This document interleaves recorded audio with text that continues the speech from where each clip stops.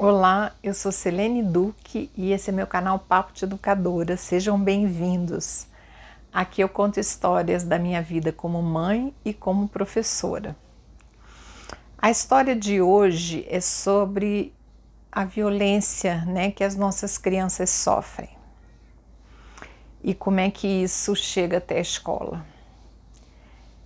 O que eu vou contar para vocês aconteceu na última escola que eu trabalhei antes de me aposentar. Era uma escola de ensino fundamental e eu fazia um trabalho na biblioteca contando histórias e trabalhando valores. Já falei disso em vários vídeos.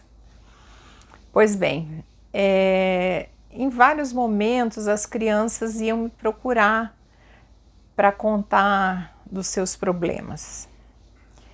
Certa vez uma menina chegou lá na biblioteca e disse que ela tinha uma coisa muito importante para mostrar para mim e para a professora dela, mas tinha que ser num lugar onde ninguém pudesse ver. Bom, aí eu fui até a sala dela, consegui que a professora viesse junto, a gente acomodou lá a turma e levamos ela para uma salinha onde ficava a máquina copiadora. E chegamos nessa salinha, ela tirou o tênisinho, a meia, e mostrou a sola dos pés dela. Ela estava com a sola dos pés inchadas, os pés estavam inchados, roxo, de cor roxa e de sangue pisado. Ela disse que ela estava sentindo muita dor. O pai dela batia nela com uma escova na sola dos pés e dizia que ela não podia gritar, não podia falar, senão ele apanhava, ele batia mais e ela ia sentir mais dor ainda. E aquilo chocou a gente demais e a gente falou, olha, fica tranquila, olha, mas meu pai não pode saber que eu contei isso. Não, fica tranquila, vai dar tudo certo, agora vamos cuidar dos seus pezinhos. Aí a gente fez um escalda-pés lá com água e sal para ela ficar com o pezinho ali, enfim, cuidamos um pouco daquilo. E nesse tempo, na escola tinha a psicóloga, a gente tinha todo um esquema para cuidar desses casos, Mas teve que ser um caso de polícia, porque o que tem que ser feito é de uma maneira muito delicada, porque se os pais sabem que a escola, que a criança falou na escola, e que é claro que a escola vai tomar providência, eles tiram a criança da escola e somem com a criança. A gente não fica mais sabendo para onde foi. E no caso dela, os policiais fizeram o seguinte, abordaram o pai na saída do trabalho e falaram para ele que tinham recebido uma denúncia de alguém que escutou o choro de criança e que ele seria então investigado e que se por um acaso tivesse alguma queixa de novo, que ele seria preso, enfim, ameaçaram e a ameaça surtiu efeito, porque a criança continuou na escola, era uma menina tranquila, super estudiosa, não sei o que acontecia, que o pai tinha usava essa violência, de fazer essa violência contra ela. Mas isso a gente conseguiu reverter, porque ele não fez mais e ela começou a ficar mais solta na escola, brincar mais, demonstrar mais alegria, enfim.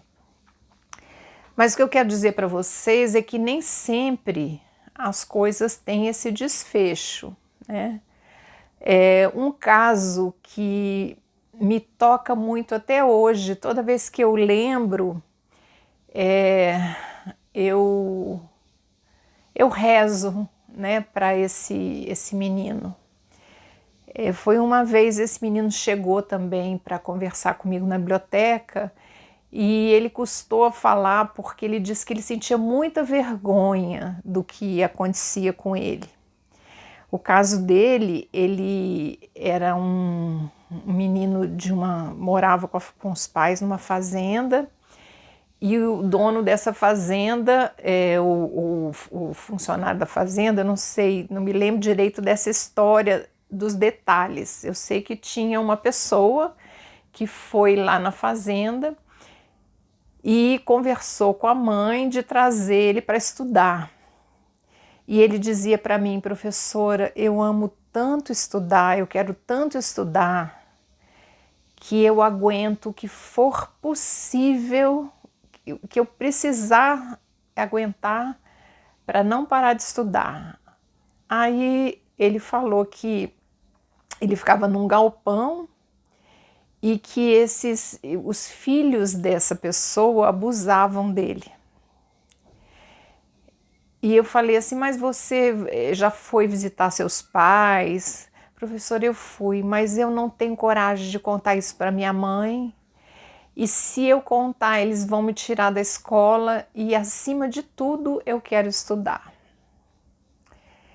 E aí eu escutei, né, acolhi todo aquele sofrimento dele e falei: olha, a gente vai te acompanhar no seguinte sentido, vamos ver a sua documentação, vamos conhecer essa pessoa, vamos ver o que a gente pode fazer sem prejudicar você, sem que você saia da escola, sem que nada de mal, e conte sempre, estou aqui para estar com você.